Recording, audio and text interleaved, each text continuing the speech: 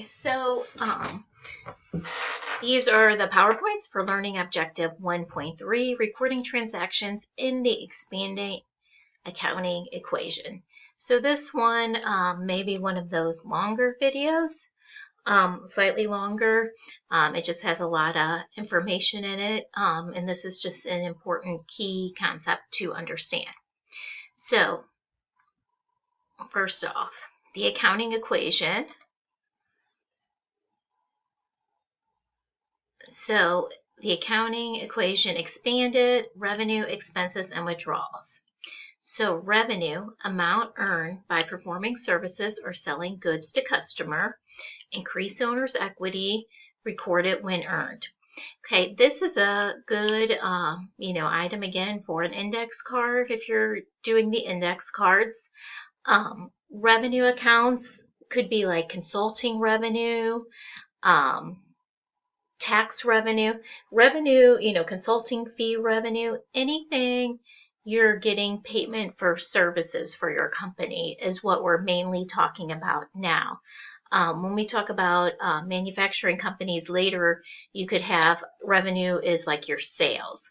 But in the first part of this book, we just talk about service companies. So it's any kind of revenue you get for the service you're providing, like a consulting service revenue fee. Okay, so services earned. Assets increase.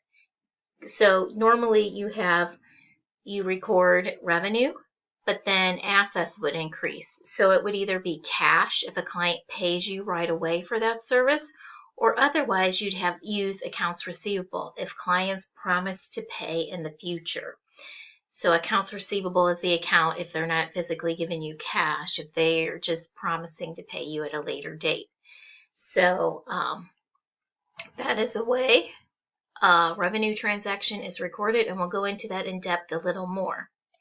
Okay, expenses are costs incurred in an effort to create revenue. Decrease owner's equity, recorded when incurred, paid in cash, or can be charged. Okay, so it's either, so an example of this would be salaries. So you would increase salaries expense and decrease cash. Or otherwise, if it's not paid right away, then it goes to the accounts payable account.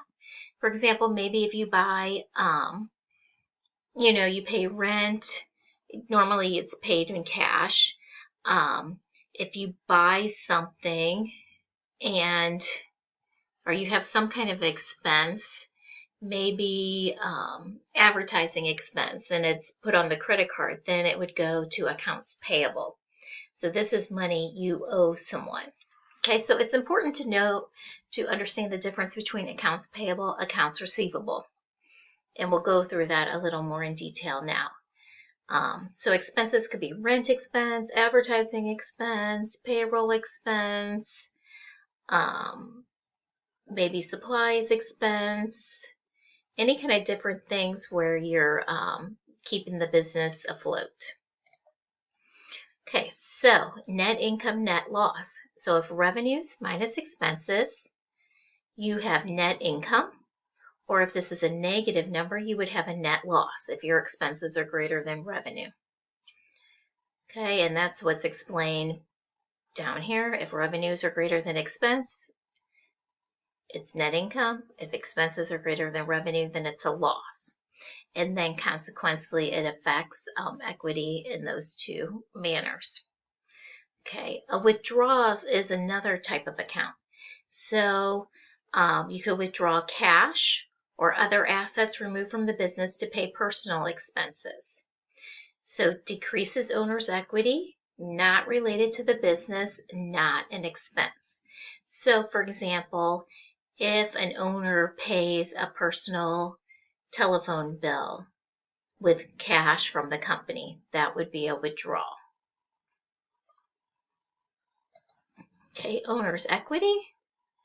We have beginning capital plus additional investment equals net income, which is revenue minus expenses minus withdrawals. So if expenses are greater than revenues, a net loss would result, and this loss would be subtracted from capital because it would be a negative number. Okay, Okay, so this is, again, the accounting equations: assets equals liabilities plus owner's equity. But the expanded accounting equation includes the actual accounts. So an asset account, cash is an asset, accounts receivable is an asset, computer equipment is an asset. Then a liability is accounts payable. This would be amounts you owe. The owner's equity account is just for a capital, just for a withdrawal, revenue, and expenses. So this is, more your expanded accounting equation here. Okay, so if we're looking at this transaction, September 1st to 30th, provided consulting services for cash, $2,000. So this is revenue to the company, to Jespora. So we're increasing revenue, $2,000. It's important it says for cash. It wasn't put on account or anything like that. So we're increasing cash. Our assets still equals our liabilities plus owner's equity. And we're still in balance here, okay? Transaction E, September 1 to 30th, provide consulting services on account. So in this example, we have revenue $3,000, and it's an accounts receivable because they owe us this money in the future, $3,000, but it's still an asset. Our debits and, our assets and liabilities and owner's equity still in balance. Transaction F, received $900 as a partial payment from previous consulting performed on account. So now somebody's paying a part of the money that they owed us. So they're giving us, we're increasing cash, we're crediting accounts receivable. This is called a shift in assets. Our assets still equals liabilities plus owner's equity. Transaction G, paid salaries expense, $700. So our expenses are increasing, but still remember, you take revenue minus expenses to get your net income here in owner's equity. So it'll decrease on this side of the accounting equation. And then we are paying $7,000 in cash for these salaries. Our assets equals liabilities plus owner's equity, still in balance. And now we're paying rent, which again is another expense. This particular slide, there is an error on. This should be $400 expense and $400 accounts payable. Actually, rent is probably paid out of cash. So this slide, I almost think, is totally wrong, that the $400 should be over in cash and expenses should be $400. Somehow they got this slide wrong. Okay, now this is the next transaction, incurred advertising expense of $200 to be paid next month. So it's put on account, it's not paid with cash. So we have increased expense of $200 and increased accounts payable, what we owe a company, $200. Again, your assets equals liabilities plus owner's equity. Transaction J, Jess withdrew $100 for personal use. Maybe he's going to the racetrack or something and just wants taking $100 cash out of the company.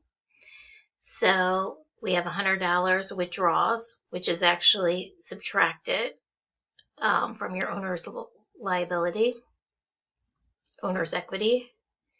And then we're decreasing cash over here. So still our accounting equation's in balance.